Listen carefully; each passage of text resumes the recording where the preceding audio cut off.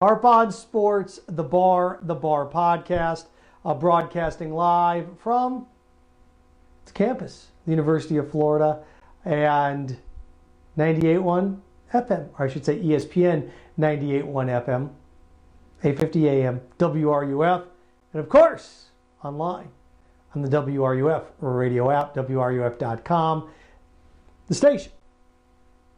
Now, this podcast, the Bar, social media, the whole 9 yards, a little bit different, as we are going to continue to do this in the middle of the week, live from my office. Weekend, we'll be back at the Bar in the spacious confines of the Harp on Sports residence. What are we going to do today? Three and a half different things. One, Dr. Fauci coming out and saying, hey, look, you can have games. You bet. Fans can't be around. So we can have games but no fans. We can have sports but no fans. Why that can work for one sport, maybe two, not the rest of them. Not at least from you consuming them. There's one sport that you could consume if there's no fans around. You may not really know the difference. And I'm okay if they pump in artificial crowd noise for this sport. Tell you what that is coming up. Also, College Football Playoff Committee telling the Vice President, Mike Pence, look, we can't have games and we can't have sporting events if students aren't on campus. That is so interesting. So interesting. So we'll explore that as well. What else do we have on the docket for you? A potential trade.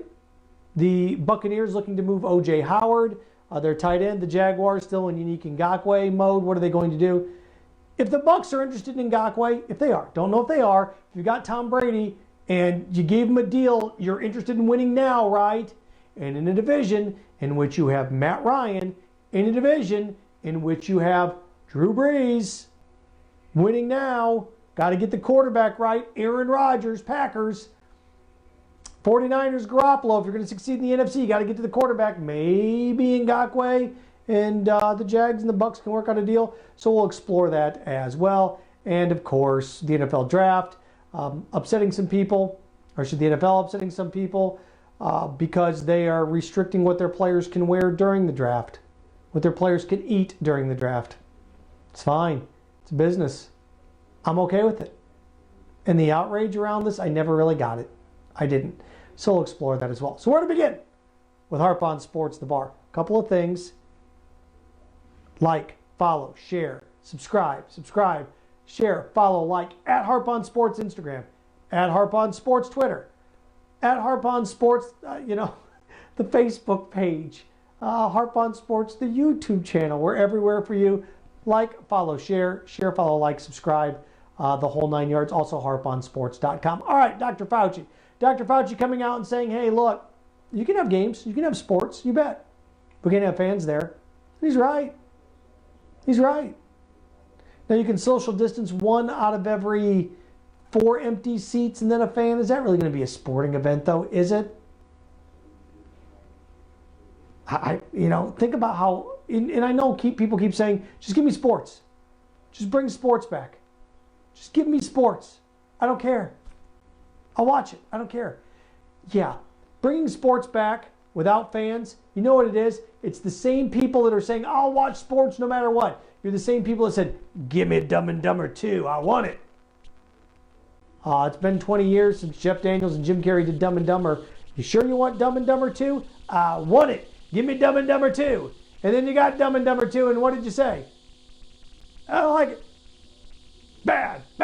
I waited 20 years for that. Bad. That's what you will do with football. Just give me sports, man. I don't care if they're fans. Give me sports. Just watch it on TV. You're going to watch it. There's going to be no atmosphere. There's going to be no pageantry. There's going to be no bands in college football. And you're going to say, I don't like that. Why'd they bring it back? And here's the thing. Athletic directors, school presidents, administrators, they know this. They know you better than you know you. They do. And no, not going to do it. One sport. I see one sport you could do this with. I really do. The one sport you could bring back without fans is golf. Why? Because it's you, your caddy, another golfer, his caddy. I can space you out so you're never within 10 feet of each other. I can. And just the four of you and a rules official. Think about Amen Corner at Augusta. Where Amen Corner at Augusta sits, there's no fans back in there. Now, far be it from me to take something that is simple as, hey, look, you can do this without fans. See, look at Augusta. Remember a couple years ago, people were accusing CBS of pumping in bird noises during the Masters? Pump in crowd noise. Pump in artificial, pump in roars. Somebody makes a big pump or a big putt, pump in the roars. You know, those laugh tracks on TV shows aren't real. It's a production anyway. Those graphics don't actually exist. They create them. They're superimposed. It's the Chiron operator. Yeah. So again, that's the one sport you could bring back without fans, and 75% of people may not know the difference. Football without fans is just atrocious. We saw a baseball game in Baltimore when they had the riots a couple years ago without fans. You hear the back crack. It just was weird. Weird. And you'll turn on it. You will. So, do you want this? Do you want this? It's kind of like the quality of life thing. If you had no arms, you had no legs, would you want to be around still? Seth, that's terrible. I know. I know. But you answered that question when I asked it, didn't you? You did. We all do. We all do. So this is one of these things that golf you could bring back. You just can't bring baseball, basketball. Basketball is the one that you're within. You're in football and basketball, offensive line, defensive line, basketball. You're within inches of each other. Baseball, you've got. But the other sports would just be a disaster. They would be. Except wrestling here in Florida. Apparently that's an essential sport. So, all right, Governor DeSantis, beaches open. Yeah, all right. We're going to shut down the border. Can't come in without your permits and your papers. But beaches, wrestling, yay. Good gracious. This thing's really revealed a lot, has it, about a lot of people. So, we have that. The other thing, the College Football Playoff Committee. College Football Playoff Committee meeting with Vice President Mike Pence. Conference commissioners meeting with Vice President Pence, telling him, look, without the students on campus, we can't do this. We can't. Without the students on campus, we cannot. We can't have the college football playoff without students on campus. Here's where the NCAA is caught. If you created a fund where you spent $20,000 on each player, you could have pulled this off. You could have. Now, they're student athletes. They play for love of the game. They're amateurs, remember? They're going to trot in 80 guys, 100 guys, make them work out, make them practice, while the rest of the student body stays home. What are you telling your athletes? Come on out, practice. Get close. Work hard, work hard. But you're a student, just like everybody else. Except you have to actually be on campus and they don't. Not going to work. Not going to work. And attorneys and people that really want to represent the players, if you bring the players back, they practice and they play in the fall, and the other students aren't here,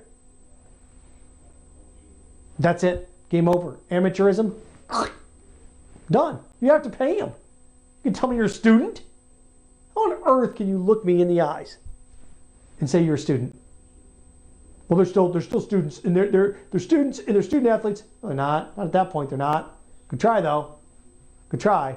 That's why they. And look, don't make any bones about it. It's like, oh, we can't do it without the students on campus.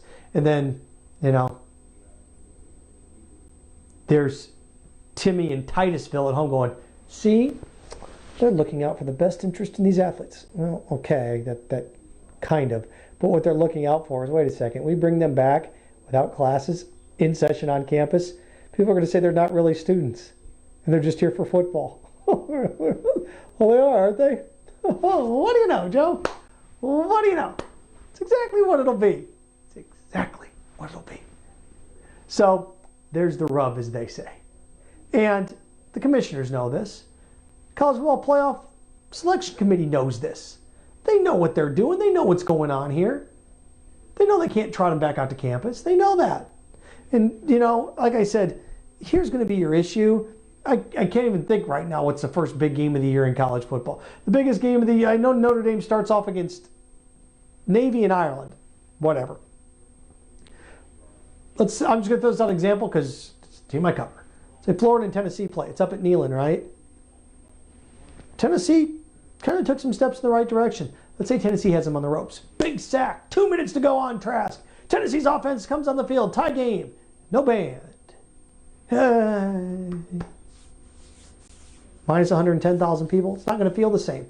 And if it's not going to feel the same and it's not going to look the same and it's not going to be of quality, I circle back. Everybody that wants college football and wants sports without fans, you're the same people who said you wanted a sequel to Dumb and Dumber. And you got it. You hated it. Same people that said, man, yeah, I want a Star Wars with, you know, an older Luke and an older Leia, and I want a Star Wars with that. Yeah, an older Han. I think I'd like that. And Lando, and see what they're up to 30 years later. You got it. And you hated it. You complained.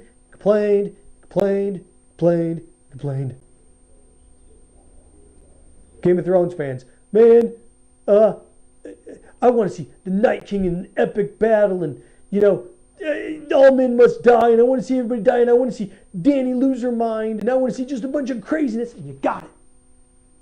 You hated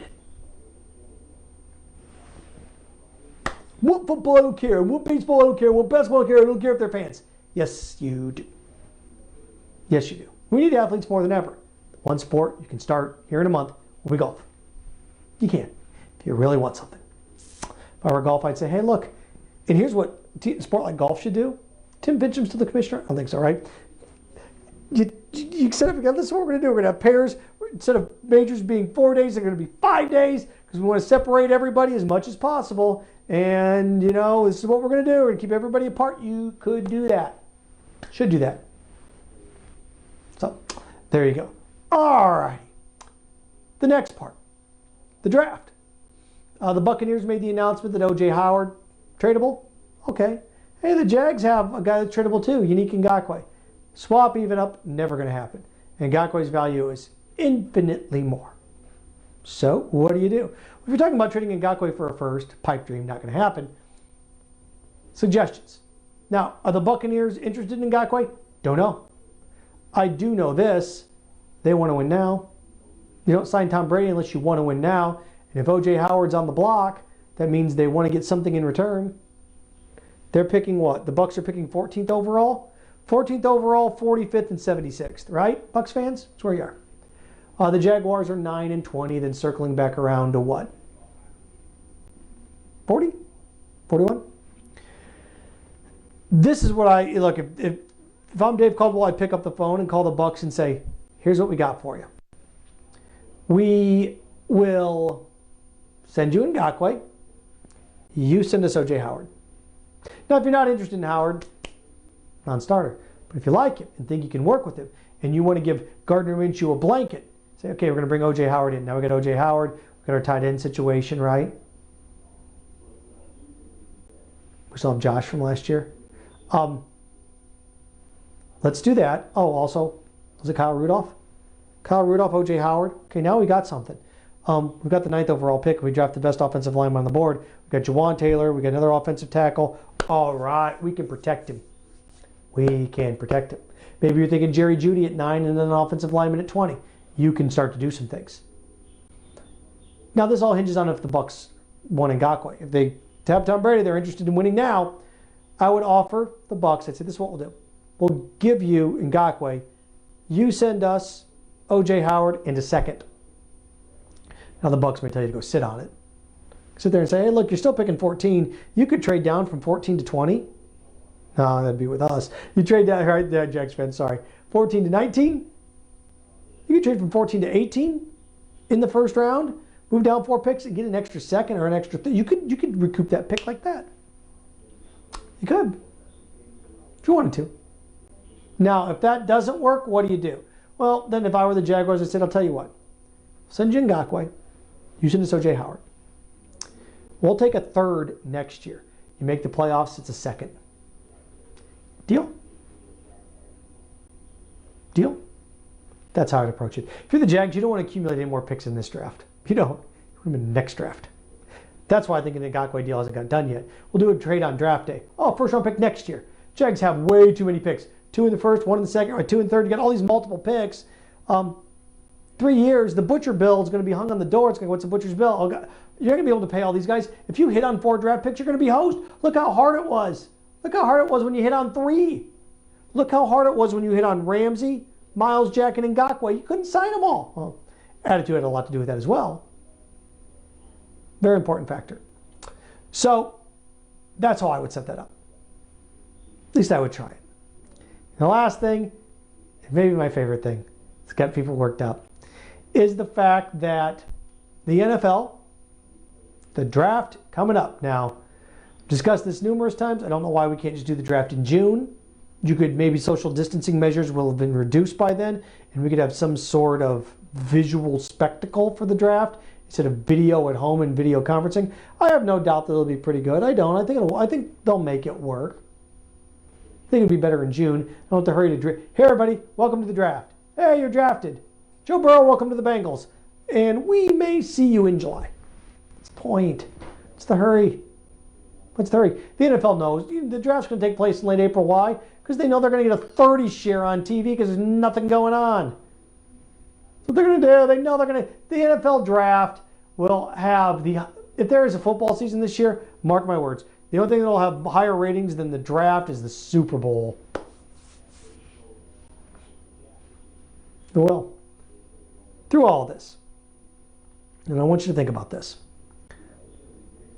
People are furious, or I shouldn't say people are furious, there's those people, right? I see a lot of social media anger towards the NFL because they want to stage the homes. The NFL has told the players it is a, not Coke, Pepsi draft.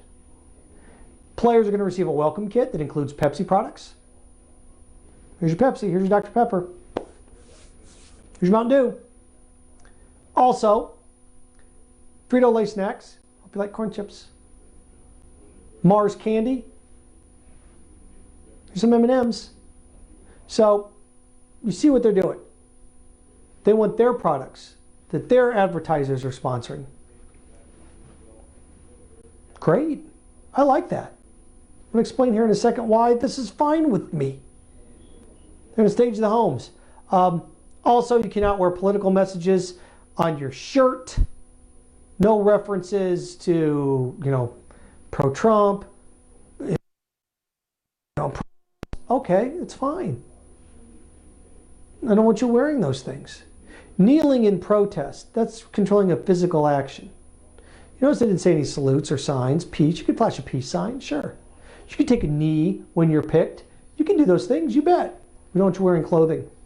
That's fine. We want you to adhere to this certain dress code. There's a uniform dress code, right? You have to have your socks a certain length in the NFL. You have to have, you wear your apparel in a certain way, shirts tucked in, just the way things are. It's the same thing for any walk of life. It is. Think about important figures. Police officers. There's a uniform code, right? You can't walk around in nipple clamps and a jock strap and pull somebody over and go, hey man, why don't you get out of that car? I guess you could, but uniform dress code. It's John Phillips. Good friend. I'm going to miss you, John. Don't worry, we'll be back from Florida, Georgia. Think about John arguing a court case with assless chaps in a cowboy hat. Certain requirements of clothing. And it's fine.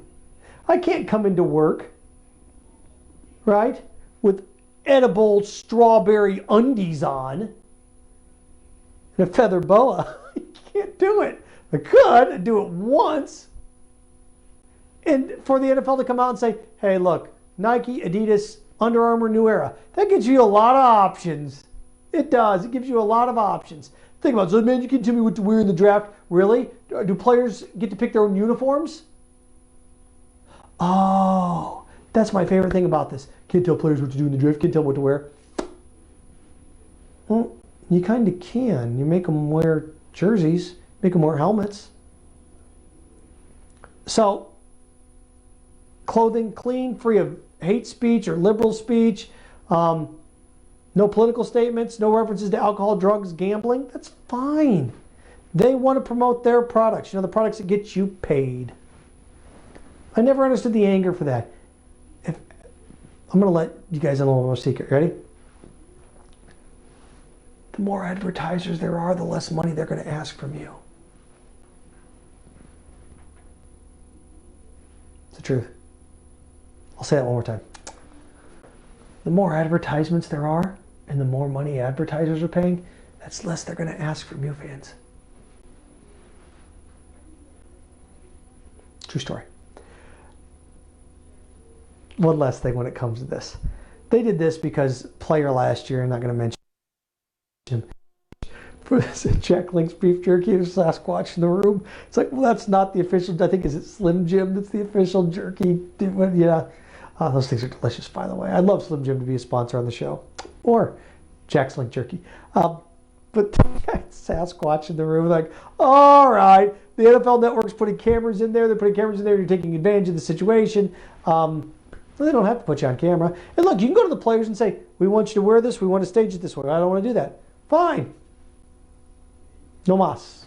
We're not going to cover you then. They're sponsors, and they don't have to do it. Yes, they do. It's the same thing when Marshawn Lynch didn't want to talk. I don't want to talk to the media. And fans say, I don't think you should have to talk to the media. Well, Fox, CBS, NBC spent $11 billion for the rights. Part of that $11 billion is you have to give us some access to you. There's a lot of things I don't want to pay my taxes. I don't have my car payment. I don't want to pay a mortgage. I don't want to pay my... I didn't get in a car wreck this month. I don't want to pay my car insurance. Doesn't work that way, right? Same thing here. It's the exact same thought process. Players, you're getting there's a reason you're getting 40, 50, 60 million dollar deals. Where's that money coming from? It's coming from the fans and the ticket sales. Not this year, next year. TV deals. Teams, right now, teams can pay every single player with the money they make in TV revenue alone. College is getting close. What's the SEC network dole out? $35 million, almost $40 million. Athletic directors came out and said major college conferences, major college teams are slated to lose $78 million with no football. So if the SEC network, Big Ten network are doling out $35, $40 million, you're going to lose 78. That means we're about 50-50, aren't we, in college? The next 2 years, the money from TV deals is going to supersede the money they make from ticket sales. Fans. It's the world we live in. It's the world we live in. So again, advertisers, marketers, I'm in the businesses. I know how this works. They're going to get their money. It's a question of you pay it or snap into a Slim Jim pays it. I get a tasty treat. You don't have to pay as much. Works out well. So there we go. Those are the 4 things I wanted to share with you today. Again, circling back to Dr. Fauci, fans in the stands, no. But you can play sports. You'd hate it.